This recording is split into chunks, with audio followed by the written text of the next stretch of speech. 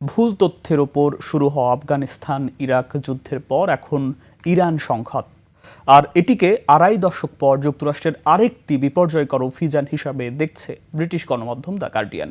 বিশ্লেষণধর্মী প্রতিবেদনে তারা বলছে, ইরাকের মতোই ইরানেরও কোনো পারমাণবিক অস্ত্র নেই, এমনকি দেশটি তা অর্জন করতে চাইছে বা সম্প্রতি এমন চেষ্টা করেছে এমন কোনো শক্ত প্রমাণও নেই।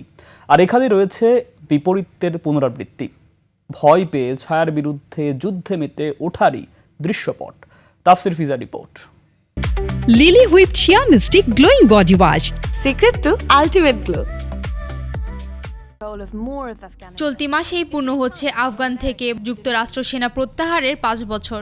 ২০২১ সালের ১৫ আগস্ট তালেবান কাবুল দখল করার পর মার্কিন বাহিনীর সেই বিশৃঙ্খল প্রস্থান বিশ্বজুড়ে আলোড়ন তুলেছিল। ২০০১ সালের ১১ই সেপ্টেম্বর নিউ ইয়র্ক ও ওয়াশিংটন ডিসিতে সন্ত্রাসী হামলার পর আফগানের শুরু হওয়া ন্যাটো সমর্থিত আগ্রাসনকে এখন ইতিহাসের অন্যতম বড় ব্যর্থতা হিসেবে দেখা হয়। ২ দশক ধরে চলা এই যুদ্ধে প্রাণ হারিয়েছে ২৫০০-এর বেশি মার্কিন ও ব্রিটিশ সেনা, আর সাধারণ বেসামরিক মানুষের মৃত্যুর সংখ্যা আজও অজানা। যে কাল্পনিক হুমকির ভয়ে যুক্তরাষ্ট্র প্রায় ১ লাখ কোটি টাকা খরচ করেছিল তা পুরোপুরি ভুল প্রমাণিত হয়।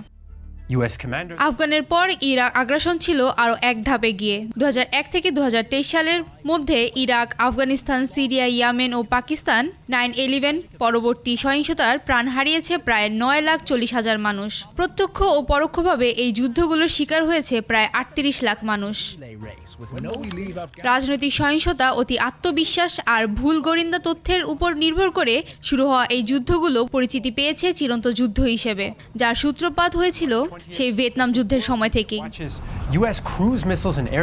বিশ্লেষকদের মতে বাহিরের হুমকির পরিধি নিয়ে যুক্তরাষ্ট্রের ধারাবাহিক অতিরঞ্জন, রাজনৈতিক অসততা এবং বিচার বুদ্ধির অভাবেই বরাবর তাদের এমন সীমাহীন সহিংসতায় জড়িয়ে পড়তে বাধ্য করেছে। ২০০৩ সালে ইরাকের মতো এখন ইরানের বিরুদ্ধে পরমাণু অস্ত্র অর্জনের অতিরঞ্জিত অভিযোগ তোলা হচ্ছে, যার পেছনে কাজ করছে কেবল নিরাপত্তাহীনতা।